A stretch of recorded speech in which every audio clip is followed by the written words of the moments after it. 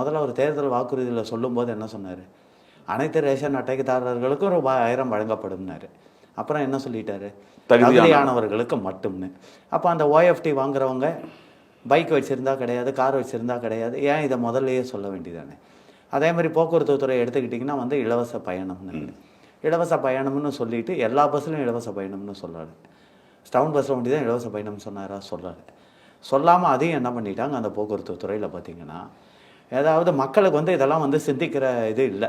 மக்கள் வந்து இலவசம்னா வந்து ஏதோ கவர்மெண்ட் கொடுக்குது, நம்ம வாங்கிக்கிறோம், நம்ம கிடைக்குது அப்படிங்கிற இதில் இருக்குது. ஆனால் இந்த இலவசத்தில் எவ்வளோ ஏமாத்து வேலை இருக்குன்றதை மக்களுக்கு நான் சொல்லி ஆகணும். இப்போ பார்த்தீங்கன்னா எக்ஸாம்பிளுக்கு இந்த பூந்தமல்லி டு தாம்பரம் டு 66ன்னு ஒரு டவுன் பஸ் ஓடும். அதாவது அந்த ஒயிட் போர்டு வந்து 16 ஒயிட் போர்டு ஓடிட்டு இருந்தது அந்த ரூட்டில். இப்போ பார்த்தீங்கன்னா ஒரு 6 ஒயிட் போர்டு தான் ஓடுது. மீதி எல்லாமே டீலக்ஸாக போட்டு சம்பாதிச்சிட்டு இருக்காங்க.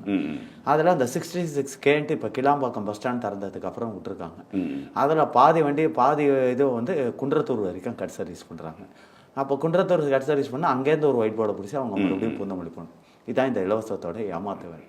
அது மட்டும் கிடையாது, தமிழ்நாட்டு மக்களுக்கு ஒன்றே ஒன்று நான் சொல்லிக்கிறேன். அதாவது தமிழ்நாட்டை பொறுத்த வரைக்கும் இந்த இலவசத்துக்கு ஒரு கதையே இருக்குது.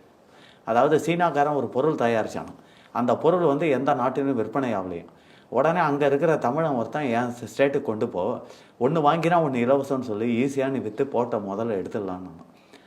உடனே இங்கே வந்து 3 மாதத்தில் முதல்ல போட்டு எடுத்துகிட்டு போய் சொன்னானா, ஆஹா இந்த மாதிரி ஸ்டேட் தானே எனக்கு தேவைன்னு.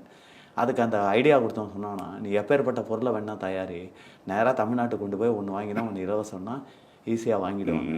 என்ன காரணம்னா தமிழக மக்களோட மென்டாலிட்டியை தெரிஞ்சுக்க. Quality is not important, quantity is most important. இதை மனசில் வச்சுக்கணும். அப்போ நம்மளை பற்றி எவ்வளோ கேவலமாக நினச்சிருக்கான் பாருங்க. இதை தான் நான் மக்களுக்கு அறிவுரை சொல்கிறது.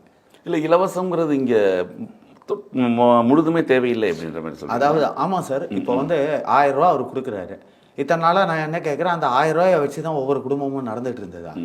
இல்லை இப்போ இவங்க 7 ரூபா இந்த ஃப்ரீ பஸ் பாஸு கொடுத்துருக்காங்க மகளிருக்கு. அதை 7 ரூபா இவர் கொடுக்கறதுக்கு முன்னாடி மகளிர்லாம் போகாமல் இருந்தாங்களா பஸ் ஏறி? சொல்லுங்கள்.